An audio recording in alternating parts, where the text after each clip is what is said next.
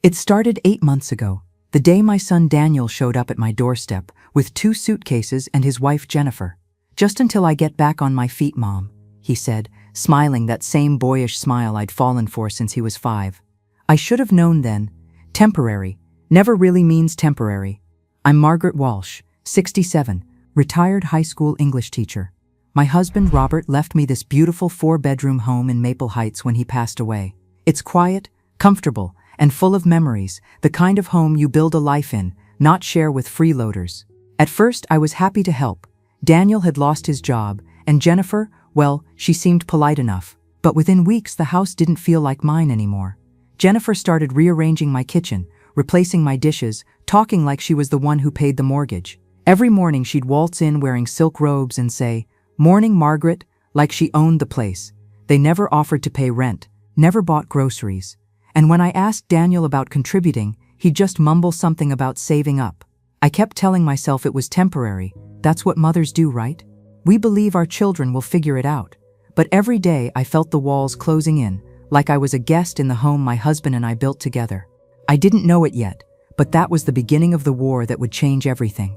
It started small, so small I almost ignored it. A missing $20 from my purse here, an online order I didn't remember placing there. Then one morning, I checked my credit card bill and froze. Plane tickets, a resort in Cancun, 2 spa packages, all under Jennifer's name. When I confronted her, she just smiled and said, "Oh, I thought Daniel told you it was a work trip." A work trip. The woman hadn't worked more than 10 hours a week at the salon since she moved in. Meanwhile, Daniel's job search seemed to involve endless hours on my couch, scrolling through his phone and devouring everything in my refrigerator. Their version of contributing was doing the dishes once a week, maybe twice if I was lucky. But it wasn't just the money, it was the disrespect that bled into every part of my day. Jennifer started inviting her friends over without asking. My kitchen turned into her social club, her perfume filling every room, her laughter echoing through the house I once called peaceful. And every time I tried to say something, Daniel would defend her.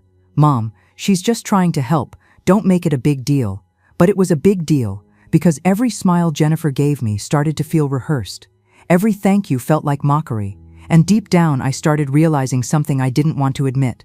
This wasn't temporary anymore. It happened on a Tuesday morning, the kind of morning that starts quiet and ends like a storm. Jennifer was standing in my kitchen, scrolling through her phone, sipping her fancy coffee, the one she bought with my credit card. Daniel sat at the table, pretending not to notice the tension hanging in the air. I took a deep breath. "It's been 8 months, Daniel. Maybe it's time you and Jennifer found your own place."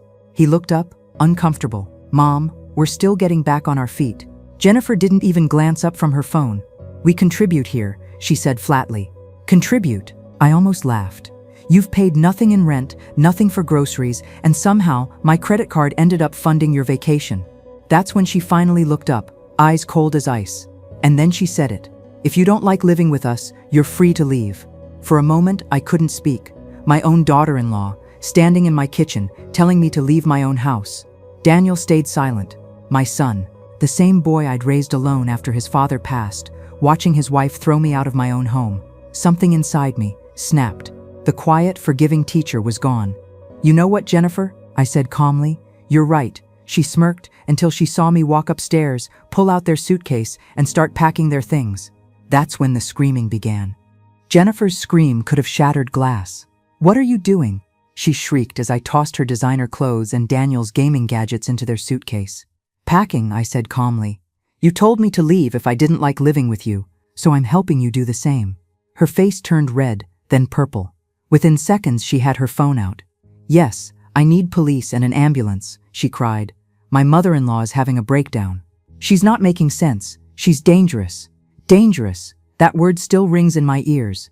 10 minutes later, 2 police officers and a paramedic were at my door. Jennifer appeared at the top of the stairs, fake tears streaming down her face. "Officers, thank God you're here," she said, voice trembling. "She's throwing our things, yelling, talking nonsense." I stood there, calm as ever. "This is my house. I've lived here 32 years. She told me to leave, so I packed her things instead." The paramedic asked me a few questions. My name, date, even who the president was. I answered every one clearly. Then the door opened again, and in walked a tall man in a suit. "I'm Dr. Bradley Cooper," he said softly. I'm Mrs. Walsh's psychiatrist. I froze. I've never seen you before in my life. But he smiled, that patronizing doctor's smile. Margaret, you came to me last month about memory issues, and just like that, I realized this wasn't a misunderstanding. It was a setup. The moment that so-called doctor opened his mouth, I knew this wasn't about concern. It was control. He told the officers I'd been showing paranoid behavior and memory lapses. Jennifer nodded dramatically, dabbing her fake tears. Mom, you don't remember? You've been so confused lately, she said sweetly. The same woman who couldn't remember to flush the toilet now pretending to be my caretaker. The officers looked uneasy. The paramedic whispered, she seems completely fine. But then the doctor leaned in and said, this kind of denial is common in dementia patients. That word dementia hit like a bullet. Before they could take another step, I picked up my phone and called my lawyer, Margaret Chen. Margaret, it's Maggie Walsh, I said. Meet me at Maple Heights General. Apparently I'm having a psychiatric evaluation. When she arrived, everything changed. She looked straight at that doctor and said, funny thing, Dr. Bradley Cooper had his license suspended 6 months ago for fraudulent psychiatric holds. The room went silent. The fake doctor turned white. Within minutes, he bolted out the door as the officers turned to Jennifer, their questions suddenly sharper. That night, in my lawyer's office, the truth came out.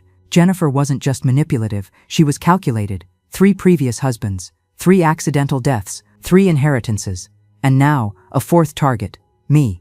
After Jennifer's little empire crumbled, I thought it was over. But my lawyer, Margaret Chen, had other ideas. This wasn't just Jennifer, she said, spreading files across her mahogany desk. She's part of something bigger, a network that preys on the elderly. The FBI confirmed it. A ring of fake doctors, corrupt lawyers, and so-called financial advisors, all working together to steal from people like me. They'd trick seniors into psychiatric holds, claim guardianship, and drain their accounts dry.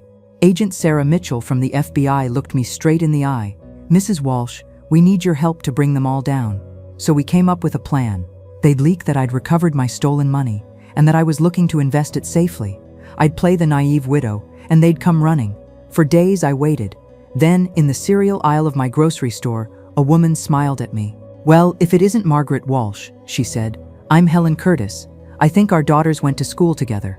I didn't recognize her, but she somehow knew everything about me. Within 5 minutes, she handed me a business card. Robert Davidson, she said. He helps widows protect their money from greedy family members. I smiled back. I'll give him a call. And as she walked away, I slipped the card into my purse and texted the FBI. They'd just taken the bait. Robert Davidson looked like every retired teacher's dream financial advisor. Silver hair, soft voice, and a smile you'd trust your life with. Mrs. Walsh, he said gently, I can help protect your assets from anyone trying to take advantage of you. He slid a neat stack of papers across my coffee table, all legal-looking, stamped and signed. I just need you to sign temporary power of attorney, he explained. Just while I transfer your money into a protective account, I smiled, pretending to hesitate. And who decides when I get control back? He didn't blink. Well, I do. That was all the FBI needed. I leaned back, folded my arms, and said, Robert, see that van across the street? He turned. That's Agent Sarah Mitchell, and she's been listening to everything you've said. The color drained from his face. He fumbled for his briefcase, mumbling about misunderstandings, just as the front door swung open. FBI agents flooded in, guns drawn but calm. Robert Davidson, Agent Mitchell announced, you're under arrest for elder fraud, identity theft, and conspiracy to commit kidnapping. He stared at me, eyes burning with fury. You have no idea what you've done, he hissed. This is bigger than you think. He was right, it was bigger, because that night, the FBI uncovered records linking him to over 15 states, $50 million stolen, and hundreds of lives destroyed. And it all started with one woman, me refusing to stay quiet. The morning after Robert's arrest, Agent Mitchell came to my house with a folder. Inside were photos, charts, and one name, Dr. Patricia Kellerman. The real mastermind, she said. A licensed geriatrician, a respected doctor, and the sister of the fake psychiatrist who tried to have me committed. For 8 years, Patricia had been using her medical network to find wealthy, elderly people like me, and hand them off to predators like Jennifer and Robert. Over 200 victims. Over $50 million stolen. When I saw my own file, my name, medical records, property details, even photos of my house, I realized something chilling. Jennifer hadn't met my son by accident. She'd been assigned to him. Every word she said, every smile, every thank you was rehearsed. I wasn't just her mother-in-law, I was her payday. But she failed.